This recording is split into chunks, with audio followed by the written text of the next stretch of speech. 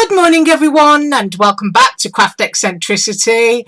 I wish everyone a wonderful day today, a fabulous weekend and a very happy Easter. And saying Easter, we're making an Easter card and we're going to be using Surprise Creations A2 dot dies. Used these the other day. They give you the inner and the outer dots there for your aperture and the piece that pops out. So we're using those. We're using my most favourite Easter spring sequins in the whole wide world.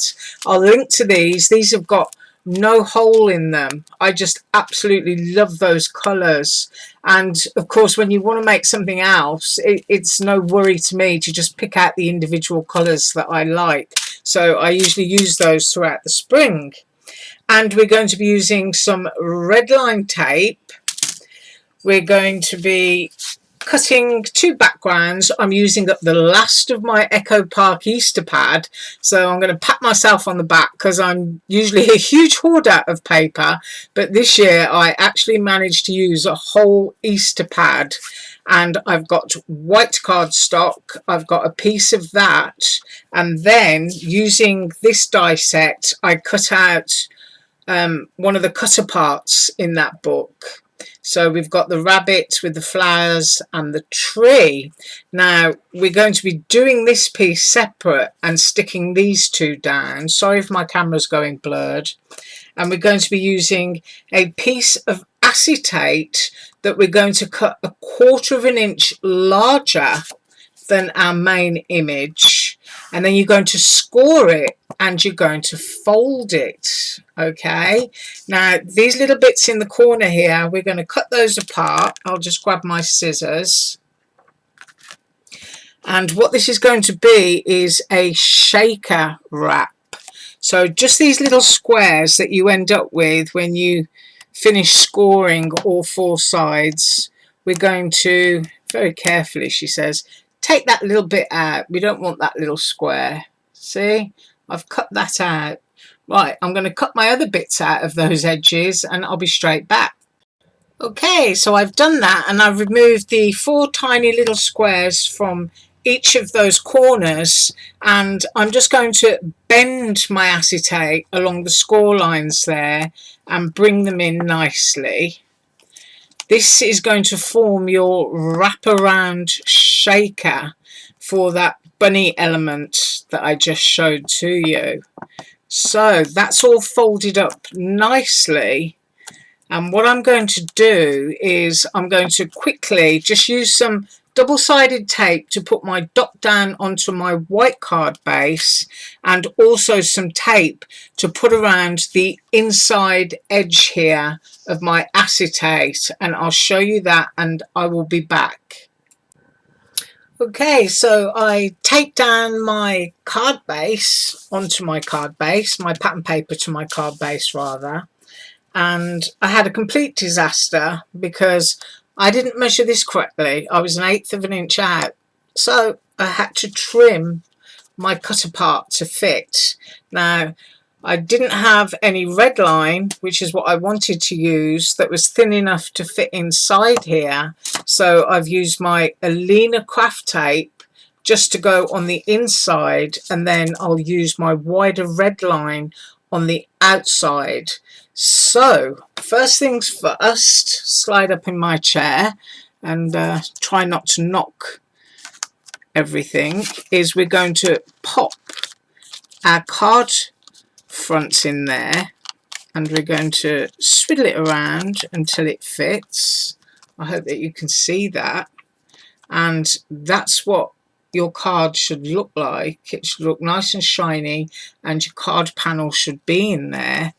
And then we have to remove the tape from just 3 sides. Now make sure your card panel is tidy and straight before you bend that over. And so I'm extremely hot at the moment, and so my hands are a bit clammy, so I'm going to bend that over, and I pretty much think that that has my card straight at the top.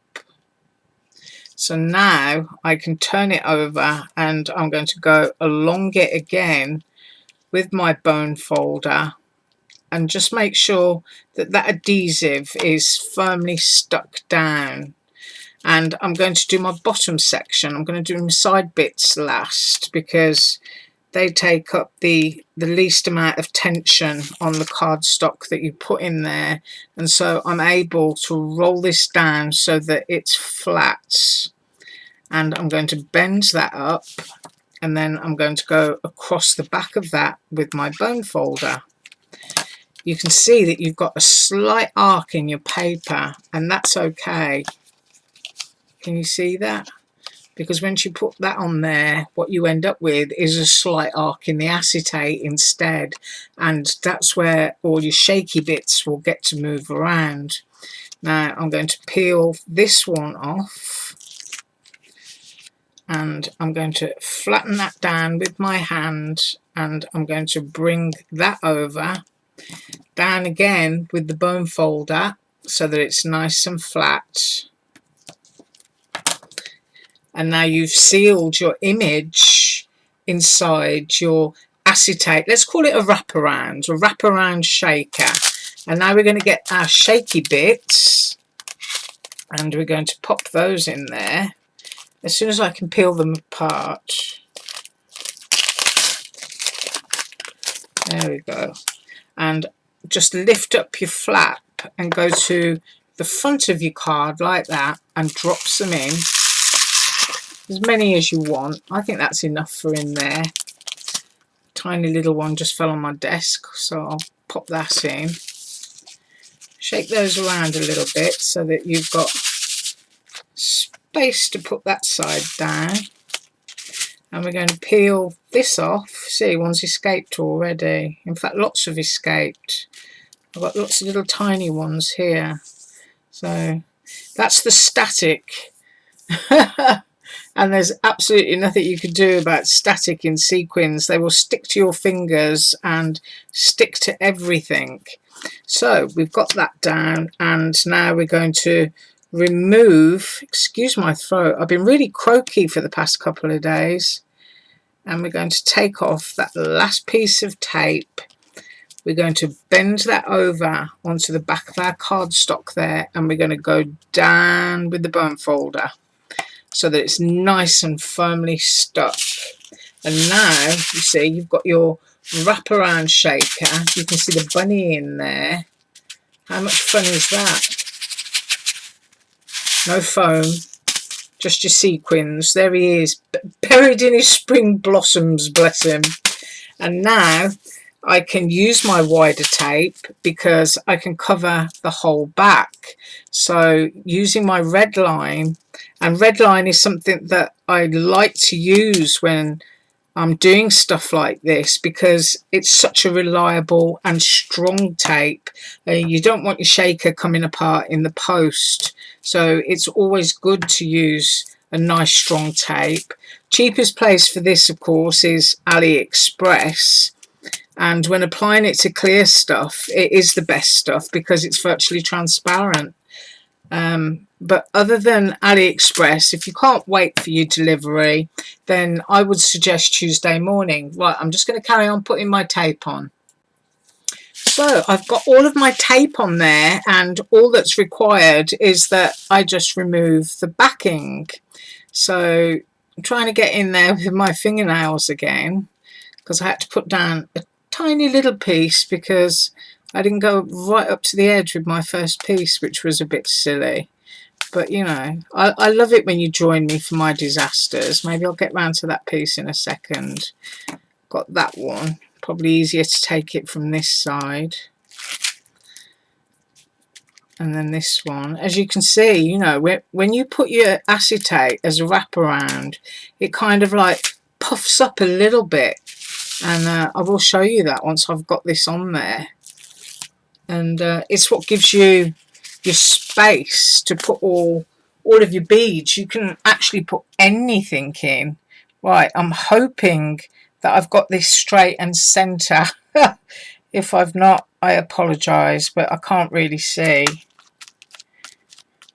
and I'm kind of like lifting up towards the camera there. So there you have it, your wraparound Easter shaker. No foam, just sticky tape. How cool is that?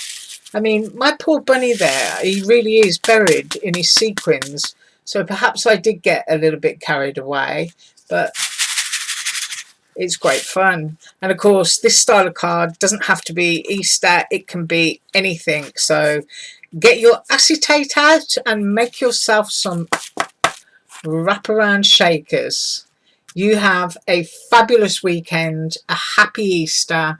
I don't know what I will be back with on Monday, but as usual, all links below. Bye.